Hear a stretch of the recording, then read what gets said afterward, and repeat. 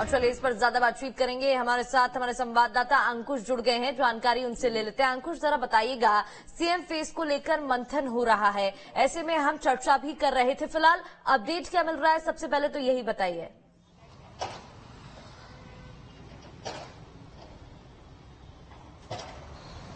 देखिए प्रगति, छत्तीसगढ़ में भारतीय जनता पार्टी की बम्पर जीत के बाद अब सीएम के नाम की रेस शुरू हुई है और रेस जो है जैसे ही चुनाव परिणाम आए थे उसके बाद से ही ये जो चर्चा है वो शुरू हो गई थी। अगर हम बात करें तो प्रदेश में कई नाम ऐसे हैं जो चर्चाओं में शुमार हैं। हम अगर बात करें तो पूर्व मुख्यमंत्री डॉक्टर रमन सिंह और पूर्व प्रदेश अध्यक्ष विष्णुदेव साय, वर्तमान के प्रदेश अध्यक्ष अरुण साय और केंद्रीय राज्य मंत्री रेणुका सिंह, और इनके अलावा अगर बात करें तो राम विचार नेताम का नाम भी कहीं न कहीं इसमें शामिल है। और उड़ती उड़ती खबरें ये भी हैं कि ओपी चौधरी के नाम को लेकर भी कई तरह की चर्चाएं हो रही हैं। प्रदेश में मुख्यमंत्री कौन होगा ये आलाकमान तय करेगा और आलाकमान तय करे उसके पहले उन्होंने पर्यवेक्षक की नियुक्ति की है और पर्यवेक्षक जल्द ही छत्तीसगढ़ पहुंचेंगे, जो विधायक दल की बैठक में तमाम बीजेपी के विधायकों से चर्चा करेंगे और चर्चा के बाद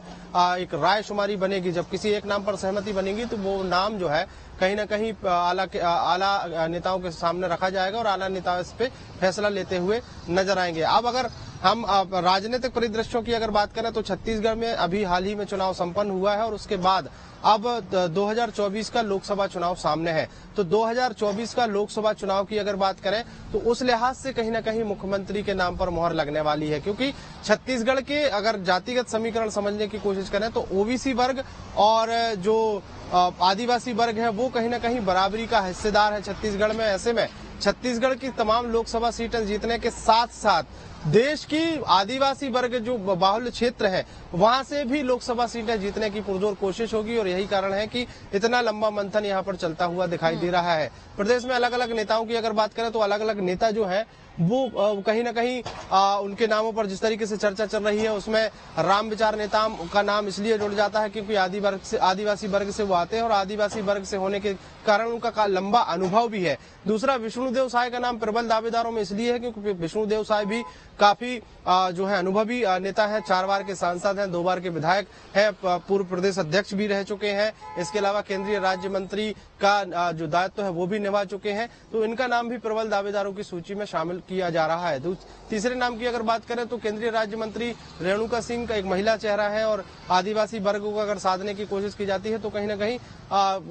रेणुका सिंह का नाम भी इस रेस में शामिल हो सकता है। अगर अनुभव की अगर और बात करें तो अनुभव की कमी छत्तीसगढ़ में है नहीं, क्योंकि पूर्व मुख्यमंत्री डॉक्टर रमन सिंह 15 सालों तक सरकार चलाने का उनके पास अनुभव है। तो एक बड़ा नाम जो है वो कहीं न कहीं डॉक्टर रमन सिंह का भी है। अगर प्रदेश अध्यक्ष की बात करें तो उनका नाम भी इस रेस में इसलिए है क्योंकि वो ओबीसी वर्ग से आते हैं और एक बम्पर जीत उन्होंने छत्तीसगढ़ से हासिल करके दी है। तो कहीं न कहीं इन नामों पर विशेष चर्चा की जा रही है। और बाकी अनुभव की अगर बात करें तो अजय चंद्राकर 15 सालों तक मंत्री रहे हैं, 15 सालों तक मंत्री रहे हैं। ब्रजमोहन अग्रवाल 8 बार के विधायक हो गए हैं, तो उनके नामों पर भी कहीं न कहीं चर्चा चल रही है। तो ये चर्चाओं का बाजार गर्म है, लेकिन जल्द ही इस पर विराम लगेगा, ऐसी भी चर्चाएं हो रही हैं। बिल्कुल, जल्द ही इस पर विराम लग सकता है, चर्चा तेज है। हमारे साथ हमारे संवाददाता अतुल भी जुड़ गए राजधानी भोपाल से, उनका भी मैं रुख करना चाहूंगी। अतुल, देखिएगा, अगर हम मध्य प्रदेश की बात करें छत्तीसगढ़ के बाद, तो यहाँ पर भी सीएम फेस को लेकर अब अटकलें तेज हैं कि किसको मौका मिल सकता है। अब कई सियासी घटनाक्रम सामने आ रहे हैं। एक तरफ जहां मुख्यमंत्री शिवराज सिंह का कहना कि मैं प्रबल दावेदारों की लिस्ट में पहले भी नहीं था और अब भी नहीं हूं, दूसरी तरफ वीडी शर्मा का दिल्ली पहुंचना, फिर प्रहलाद पटेल दिल्ली में रहे, कैलाश विजयवर्गीय की अमित शाह से मुलाकात हुई। इसके अलावा आपने बताया गोपाल भार्गव की भी मुलाकात हुई है। ऐसे में कौन प्रबल दावेदार हो सकता है? देखिए, बीजेपी की जो अनुशासन की रीति है वो सबसे महत्वपूर्ण है और ऐसे में तमाम जो बड़े नेता हैं वो सभी नेताओं के अगर बयान हम देखें तो उनका यही कहना है कि वो मुख्यमंत्री फेस के उम्मीदवार नहीं है या दावेदार नहीं है, जो भी फैसला होगा दिल्ली की तरफ से होगा। देखिए, इसको समझने के लिए हमें मध्य प्रदेश का सियासी गणित भी समझना होगा, क्योंकि मध्य प्रदेश के अंदर हमने देखा कि किस तरीके से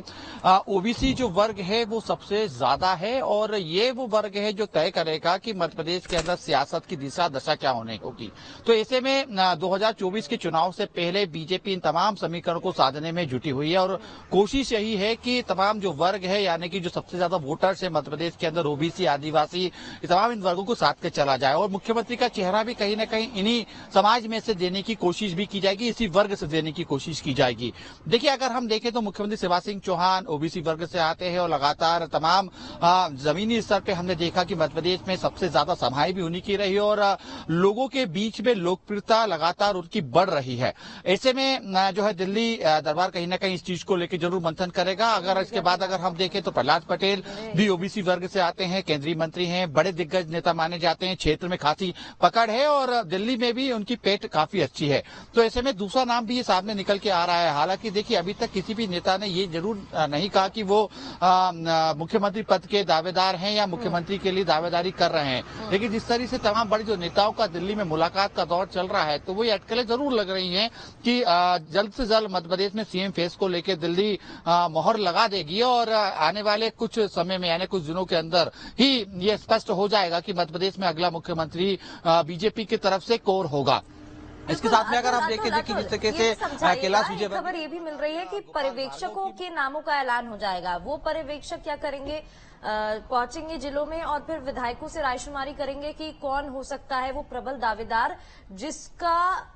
जिसको मौका मिलना चाहिए और जिसको आगे सीएम बनाना चाहिए। ऐसे में ये प्रोसीजर क्या रहेगा और ये नामों का ऐलान कब तक हो जाएगा?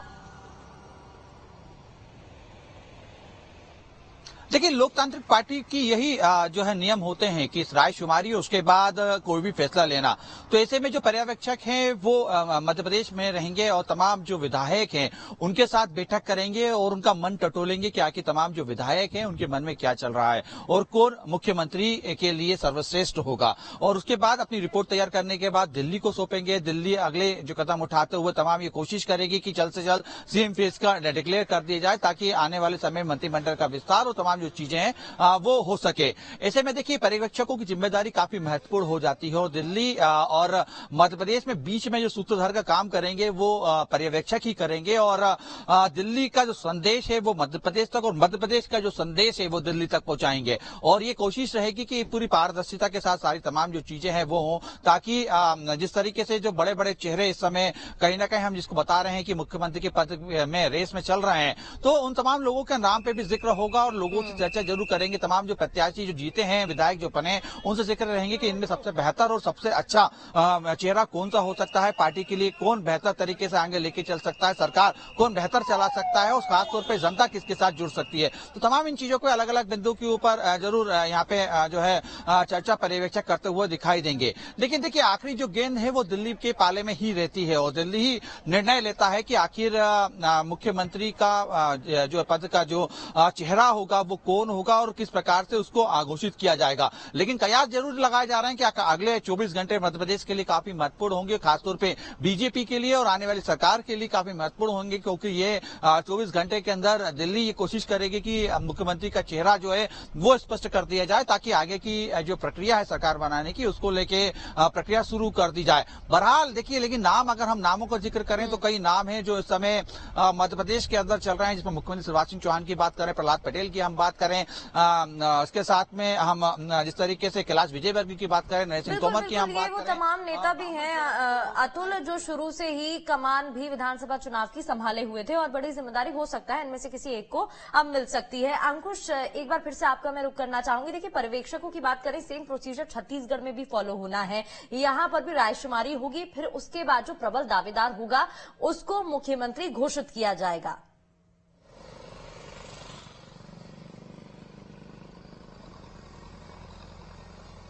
देखिए, बिल्कुल निश्चित तौर पर जिस तरीके से मध्य प्रदेश और छत्तीसगढ़ में पर्यवेक्षकों की नियुक्ति होगी वो नियुक्ति इसलिए हो जाएगी क्योंकि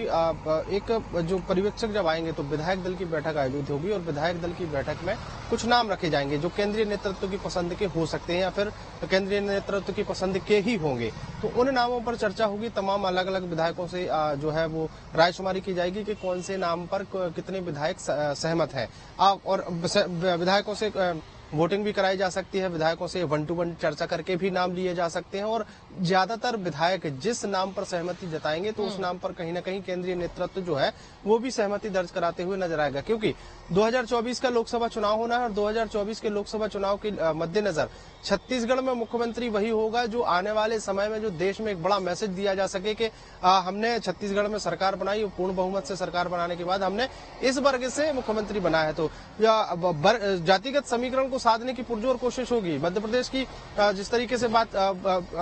हो रही है उसी तरीके से छत्तीसगढ़ के भी उसी तरीके से स्थिति बनती हुई दिखाई देगी, क्योंकि मध्य प्रदेश, छत्तीसगढ़ और राजस्थान तीनों ही राज्यों में जिस तरीके से बम्पर जीत बीजेपी ने हासिल की है उससे बीजेपी कहीं ना कहीं उत्साहित है कि सेमीफाइनल तो हमने जीत लिया है, अब हमको फाइनल जीतने की तैयारी करनी है। तो फाइनल जीतने के लिए कहीं ना कहीं एक बड़ी स्ट्रेटजी जो है वो बीजेपी बनाती हुई दिखाई देगी। अब छत्तीसगढ़ में अगर के साथ आगे बढ़ती हुई भी दिखाई दे रही है और अभी से मैं तो ये कहूंगी अभी से एक मूव भी यहाँ पर शुरू कर दिया गया है और इसलिए अब बैठक होती हुई भी नजर आए। बहुत बहुत शुक्रिया आप दोनों का तमाम जानकारी के लिए। अपडेट आपसे लेते रहेंगे, नजर बनाए रखिएगा। बढ़ते आगे भोपाल से इस वक्त की बड़ी खबर जिंदगी